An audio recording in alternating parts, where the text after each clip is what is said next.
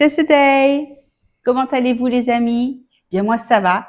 Chaudement, il doit faire à peu près 38 degrés. Ça fait 3-4 jours qu'on a une vague de chaleur, à tel point qu'il y a 2 jours, on a été à Snow World.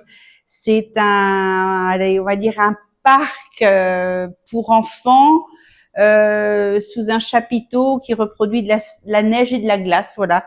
Donc on a été dans la glace avec des gros manteaux et des bottes pendant une petite heure. Ça fait du bien. Par contre, quand on sort, on souffre 2 fois plus.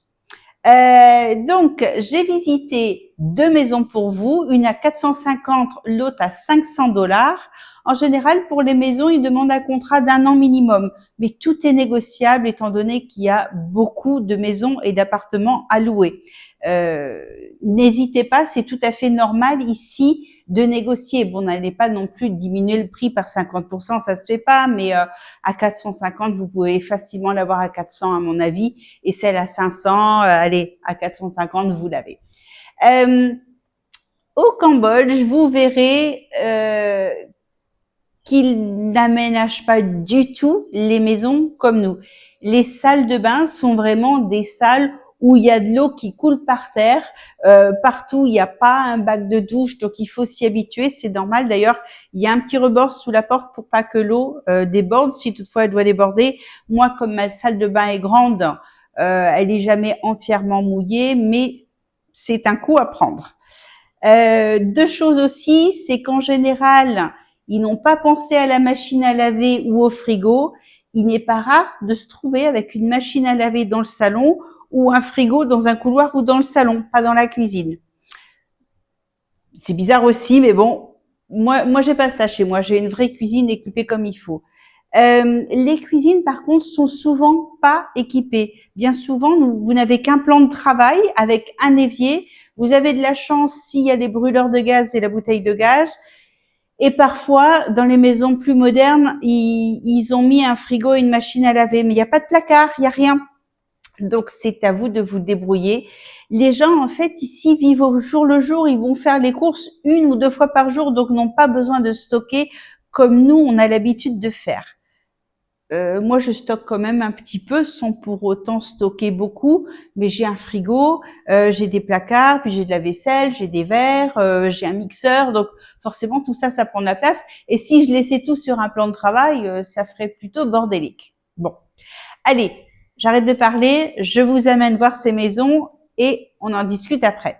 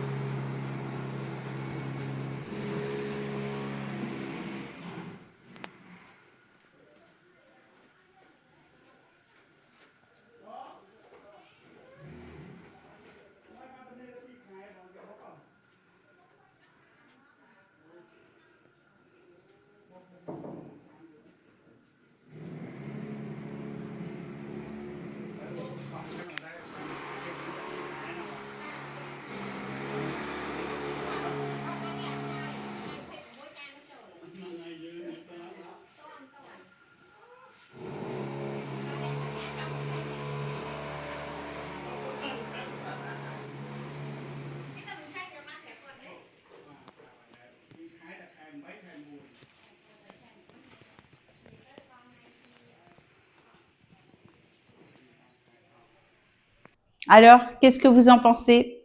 Dites-moi-le dans les commentaires. La première, donc, se trouve dans un quartier résidentiel au sud de Siem Reap, on va dire à l'est de la rivière. Euh, elle, euh, Elle est dans on va dire une micro-copropriété. Je pense qu'il y a 3 maisons identiques, plus la famille cambodgienne qui habite devant. Donc, il y a juste un petit chemin en terre à faire qui doit faire, je sais pas, 100 mètres pour aller de la route principale à la maison. Il n'y a pas de gardien, mais je pense qu'il n'y a vraiment pas de souci. Il n'y a pas besoin, étant donné que la famille habite devant. Personne ne rentre et sort comme ça. En général, il n'y a pas de souci ici. Hein. C'est pas la France. Hein. Vous pouvez laisser votre porte avec la clé dessus. Il y a personne qui va vous cambrioler. C'est pas ce que je fais non plus parce que j'ai d'autres habitudes, mais ça craint pas. La deuxième se trouve dans le quartier en face de l'autre côté de la rivière, donc au sud-ouest de Siem Reap, et qui s'appelle Svedangkum. C'est aussi un quartier résidentiel très agréable. C'est peut-être un peu plus khmer et l'autre côté où vous avez l'autre un peu plus expat. Mais c'est quand même toujours mélangé. Il n'y a pas des quartiers où il y a que des expats et des quartiers où il y a que des khmers. Pas du tout. Tout le monde se mélange et il n'y a aucun souci. Tout le monde s'apprécie. Donc cette maison en bois est toute neuve. Hein. Ils sont en train de construire la dernière. Il y en a 6 sur le même terrain, gérés par les propriétaires. Ils vous proposent le ménage inclus une fois par semaine. Et celle que j'ai visitée était louée sur Airbnb. Donc, ils n'avaient pas eu le temps de faire le ménage. Je l'ai visitée comme ça avec les lits et les salles de bain pas faites. Je les trouve vraiment très jolies, ces petites maisons. Par contre, est-ce que avoir une salle à manger en extérieur en saison des pluies, c'est agréable? Je sais pas. Et est-ce qu'avoir la cuisine séparée complètement en bas, ça me plairait? Je suis pas sûre, parce que j'aime bien aller d'une pièce à l'autre facilement. C'est pas tant le en haut, en bas qui me dérange, c'est le fait que l'escalier, s'il pleut, vous prenez la pluie pour descendre à la cuisine. Donc, à vous de voir. Moi, je suis pas sûre. Autant j'adore l'architecture, je la trouve très mignonne. C'est une maison que je louerais sans problème pour une semaine, 15 jours en vacances. Mais y habiter à l'année, je suis un petit peu moins sûre. Dites-moi ce que vous en pensez. Alors, qu'est-ce qu'il faut regarder quand on loue une maison ici? Il y a pas mal de maisons en béton qui ont beaucoup de fissures. J'ai l'impression que leurs matériaux de construction ne sont pas de très très bonne qualité. Donc il y a petites fissures ou grosses fissures, à vous de voir, à vous de juger. La maison bleue et blanche que j'ai visitée avait une grosse fissure dans la chambre. Je l'ai fait remarquer au vendeur, au commercial, pardon. Et il m'a dit oui, mais un coup de peinture. Non, on comble pas une fissure avec une peinture. Je suis pas maçon pour autant, mais je vois quand même ce que c'est que une toute petite fissure et une grosse fissure. Alors, est-ce que c'est un problème structurel ou pas? J'en sais rien. Je suis vraiment pas capable de dire. L'autre en bois. Alors le bois a un avantage et un inconvénient. Le bois, c'est joli forcément, sauf que le bois retient beaucoup plus l'humidité et quand il fait très chaud, très humide comme en ce moment, c'est encore plus dur de respirer dans une maison en bois. Donc, oui, voilà, il y a du pour et du contre. Chacun fait selon ses goûts et ses envies. Je vais aller visiter d'autres maisons pour vous la semaine prochaine à budget moindre. Je vous tiens au courant.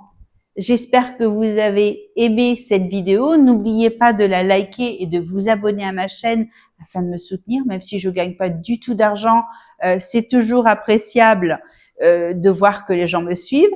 Je vous souhaite une excellente semaine et je vous dis à dimanche prochain les amis. Bye bye.